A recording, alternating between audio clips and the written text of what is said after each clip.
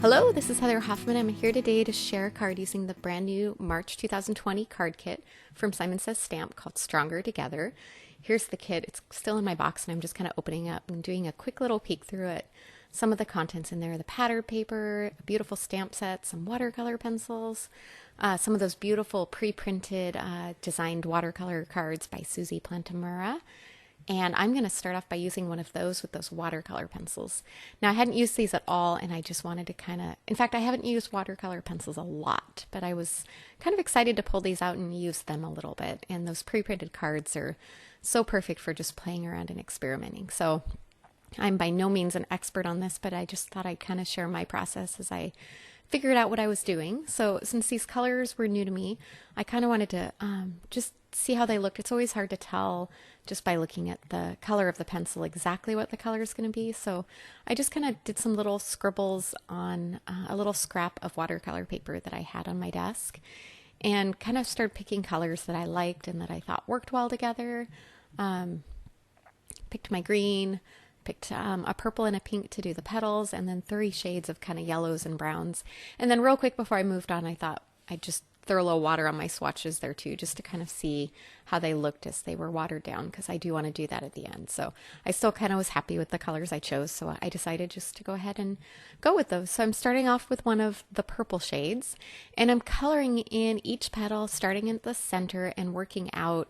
I'm not quite coloring the whole thing, and I'm keeping my coloring fairly soft. The 1 or 2 times I have used watercolor pencils, I noticed if you use the point or the sharp edge too much, it doesn't blend as well. So I tend to kind of do a soft coating of the color.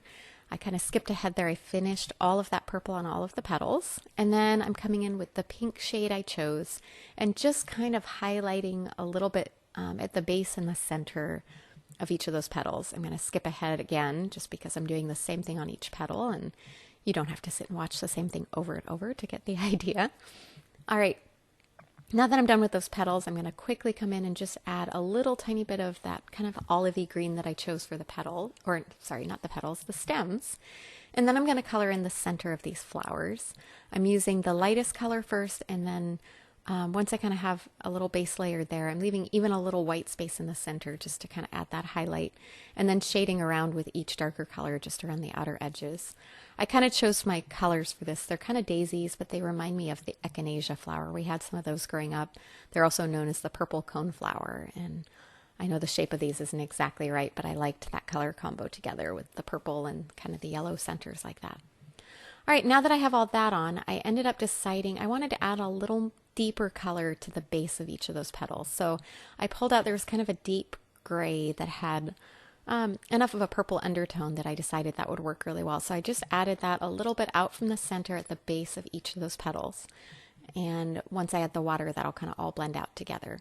And then one final finishing touch, I wanted to add a little bit of a shadow effect around the flowers. So I pulled out a couple of blues and then just kind of chose which one I wanted to use. And I liked, oddly enough, the color of the pencil looked darker from the outside, but once you color it out, that's why I always kind of test them out when I'm figuring out. I'll eventually probably make some swatches of these. But I just went around just a little bit around the petals, just added a soft little bit of color. And then when I come in with the water, I'm planning on that blending out a little. So it just adds a little hint of a shadow and a little bit of depth around the outside of those. All right, now that that's all done, I've zoomed in a little here, and I've got my water and a little fine brush. You could use a water-filled brush. I like the control better on this of just having the brush that I can dip in the water. And I try and go through this and just do one petal at a time, because I don't want everything just to blend all at once. I kind of want each petal, the colors to blend within that petal. And once I do that one flower, I'm going to move to an opposite flower that's not touching, so that one can dry slightly before I come back to it. This part kind of reminds me of the little paint with water books. I don't know if you ever played with those when you were a kid, and I always thought they were so magical, and I kind of have the same feeling on this. So I finished all of those petals. I'm coming back and adding the center of those flowers in, and then I'm also going to do the stems, and then just roughly come in, once I clean my brush enough, come around on that little bit of blue shading that I added around the outside edges. I don't know why I don't use watercolor pencils more. I actually have found that I really enjoy the effect of this. And you can see as I'm going around there, kind of hitting that blue a little. I don't know if it shows really well on camera, but it's just softening that out and adding just, like I said, just a little bit of a shadow and depth effect there. All right, I set that aside to dry just a little bit, and then I chose some pattern paper to go behind it from the pattern paper included in the kit.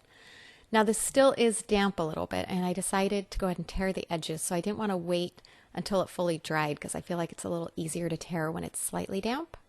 Either way, it'll still work once it dries as well, but so I was kind of careful to clean my thumb off there so I didn't smudge any of that wet ink anywhere that I didn't want to. Now I'm trimming down that pattern paper that I've decided to use to the size of an A2 card, and then I can have that torn edge kind of show on each side of that panel of the watercolor. All right, I chose a sentiment from the stamp set in the kit, also called Stronger Together. And I'm going to stamp this on a little scrap of white cardstock that I just had near my desk. And I'm using VersaFine. It's a pigment black ink.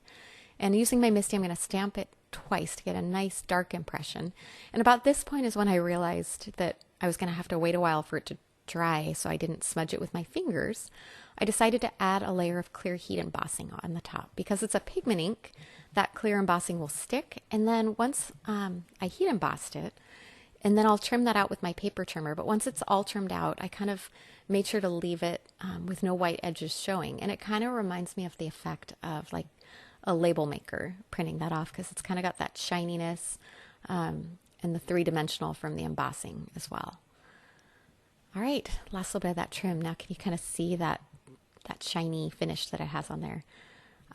Not super obvious, but just kind of a subtle effect that's kind of fun on the finished card. All right, I'm going to attach that with foam adhesive over the top of those flowers. I kind of played around once I got the foam adhesive on there to pick where I wanted to place that. I ended up on the bottom corner there.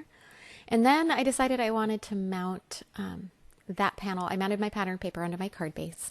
And then I decided I wanted to mount that flower panel on with foam adhesive as well. So I raided my stash of just kids' fun foam. It's a Jennifer McGuire trick I learned a while back. It's a great way for a large panel that you need foam mounted. It's kind of less expensive than using all of your foam tape and makes a really good solid base. And you can use any color. I just buy it in the white because it's simple.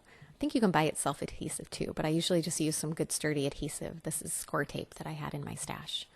And then I just line that up and mount that right on that pattern paper on that card base.